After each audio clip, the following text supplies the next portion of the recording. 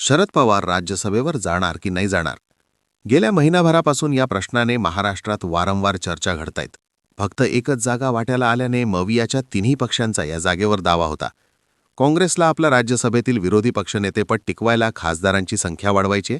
दुसरीकडे सगळ्यात जास्त आमदार असलेल्या ठाकरेंना आपल्या वाटेची जागा जाऊ द्यायची नव्हती. त्यातही शरद पवारांच्या राष्ट्रवादीची गेल्या काही महिन्यातली भूमिका पाहता ते महाविकास आघाडीत कमी आणि अजित पवारांच्या राष्ट्रवादीसोबत जास्त दिसायला लागले होते. भविष्यकाळात दोन्ही राष्ट्रवादींचे विलिनीकरण होणार आणि शरद पवारांची राष्ट्रवादी सत्तेत जाणार हे फिक्स होतं.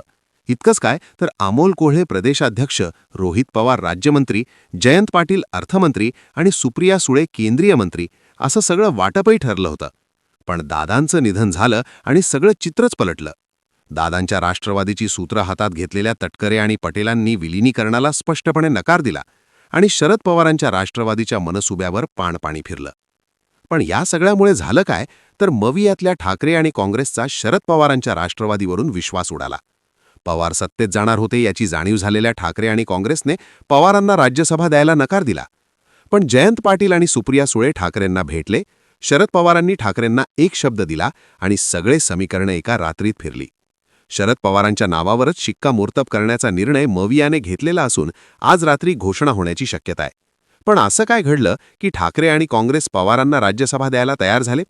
अमित शहांचा या सगळ्यातला रोल काय आहे पाहूयात आजच्या या व्हिडिओतून. 16 मार्चला महाराष्ट्रातील 7 जागांसाठी होणाऱ्या राज्यसभेच्या निवडणुकीसाठी भाजपने आपल्या 4 उमेदवारांच्या नावाची घोषणा केली आहे, ज्यामध्ये आठवले तावडे यांच्यासोबतच 2 नवीन नावं देत भाजपने धक्कातंत्र अवलंबलंय. पण इकडे शरद पवारांना जागा सोडायला नाही म्हणणाऱ्या उद्धव ठाकरे आणि काँग्रेसने ऐनवेळी निर्णय का बदलला? ठाकरेंनी प्रियंका चतुर्वेदींसाठी असणारा राज्यसभेचा हट्ट कसा सोडला? काँग्रेस कशी तयार झाली?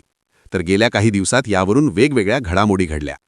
इकडे मविया शरद पवारांना जागा देणार नाही हे जवळपास फिक्स झाल्यावर तिकडे रवींद्र चव्हाण दिल्लीला जाऊन अमित शहांना भेटले. मुंबईत ठाकरेंना फोन करत महाराष्ट्र काँग्रेस प्रभारी रमेश चन्नीथला यांनी ही जागा काँग्रेसला का गरजेची आहे याचा पाढा ठाकरेंसमोर वाचला. त्यामुळे आता जागा ठाकरे किंवा काँग्रेसलाच मिळणार असं बोलले जात होतं. पण गेल्या 2 दिवसात नक्की घडलं काय? तर घडलेली पहिली घडामोड म्हणजे अमित शहांनी 5वा उमेदवार उतरवण्याचे दिलेले आदेश.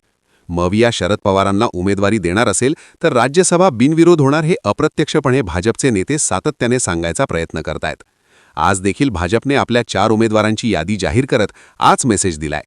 खरं तर राज्यात मविया शरद पवारांना उमेदवारी देणार नसेल तर एक तर भाजपने आपला 5वा उमेदवार मैदानात उतरवावा किंवा शरद पवार अपक्ष लढत असतील तर त्यांना पाठिंबा द्यावा, असा आदेश अमित शहांनी दिल्लीतून रवींद्र चव्हाणांना दिला होता. त्या दृष्टीने भाजपने माध्यमांमध्ये मेसेज देखील द्यायला चालू केलं. बेसिकली शरद पवार मैदानात नसतील तर राज्यसभेची निवडणूक बिनविरोध होणार नाही. भाजप पूर्ण ताकदीने मैदानात उतरून मवियाचा उमेदवार पाडण्यासाठी जोर लावणार हे फिक्स होतं. त्यासाठी भाजपने शरद पवार, काँग्रेस आणि ठाकरेंच्या काही आमदारांशी बोलणी चालू केली होती, अशाही चर्चा होत्या. या सगळ्याच्या पार्श्वभूमीवर जर काँग्रेसने किंवा ठाकरेंनी जागा आपल्याकडे घेतली आणि शरद पवारांना डावललं तर भाजप गेम करणार हे दोन्ही पक्षांच्या लक्षात आलं. त्यामुळे पवारांना उमेदवारी दिली तर एक जागा तरी निवडून येईल आणि नाही दिली तर जागा गमवावी लागेल. या विचारातूनच तिन्ही पक्षांच्या नेत्यांची चर्चा झाली आणि भाजपच्या भीतीने जागा शरद पवारांना सोडण्याचा निर्णय झाला. दुसरी घडलेली घडामोड म्हणजे शरद पवारांनी उद्धव ठाकरेंना दिलेला शब्द. धुलवडीच्या दिवशी उद्धव ठाकरेंची भेट घेण्यासाठी जयंत पाटील आणि सुप्रिया सुळे पोचले होते. यावेळी शरद पवारांना राज्यसभेची उमेदवारी मिळण्यासाठी ठाकरेंनी पाठिंबा द्यावा अशी मागणी घेऊन हे नेते मातोश्रीवर गेले. मवियामध्ये सगळ्यात जास्त आमदार असणाऱ्या ठाकरेंनी शरद पवारांना पाठिंबा देणं हे महत्त्वाचं आहे.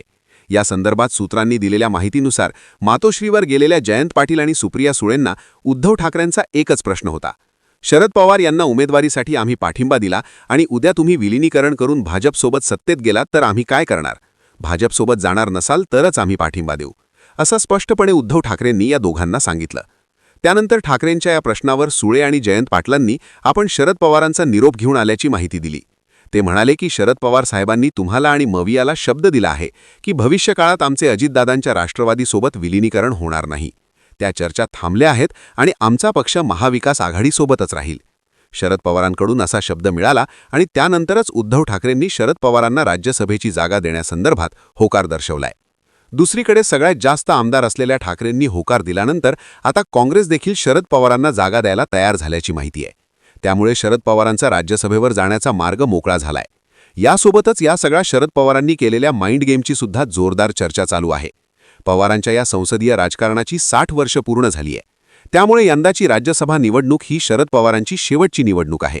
अशा परिस्थितीत शरद पवारांचं दिल्लीला जाणं हे मवियासाठी आणि शरद पवारांच्या राष्ट्रवादीसाठी तसंच विरोधातल्या इंडिया आघाडीसाठी किती महत्त्वाचं आहे हे सातत्याने शरद पवारांच्या पक्षाचे नेते पटवून देण्याचा प्रयत्न करतायत.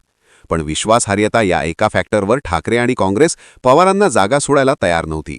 अशातच भाजप शरद पवारांना पाठिंबा देऊ शकते अशा बातम्या यायला लागल्या. आपली उमेदवारी मवियाकडून होणार नाही, त्यामुळे भाजप आपल्या पाठीमागे उभी राहू शकते आणि मवियाचा उमेदवार पाडण्याचा धोका होईल, अशा बातम्या शरद पवारांच्याच राष्ट्रवादीने पेरल्याची चर्चा आहे. थोडक्यात ठाकरे आणि काँग्रेसवर दबावतंत्र निर्माण करण्यात शरद पवार यशस्वी ठरले. दुसरीकडे जर शरद पवारांकडे संसदीय पद नसेल तर ते शारीरिक आणि मानसिकरित्या पूर्णपणे खचून जातील, अशी भूमिका सुद्धा जयंत पाटील आणि सुप्रिया सुळेंनी ठाकरेंसमोर मांडली. त्यामुळे अखेर ठाकरेंना शरद पवारांच्या उमेदवारीसाठी तयार व्हायला लागलं. थोडक्यात शरद पवारांना जागा सोडणार नाही इथपासून ते शरद पवारच राज्यसभेवर जाणार इथपर्यंतचा प्रवास पूर्ण होण्यासाठी शरद पवारांनी डाव टाकले आणि मवियाला नमत घ्यावा लागलं. यामध्ये भाजपने सुद्धा शरद पवारांना साथ दिल्याची चर्चा आहे. पण या सगळ्यात आता राज्यसभेचं कोडं सुटलं असलं तरी मे महिन्यात होणाऱ्या विधान परिषदेवेळी सुद्धा असाच पेच होण्याची शक्यता आहे. त्यावेळी उद्धव ठाकरेंची जागा रिक्त होतीये आणि मवियाच्या वाट्याला एकच जागा येणार आहे.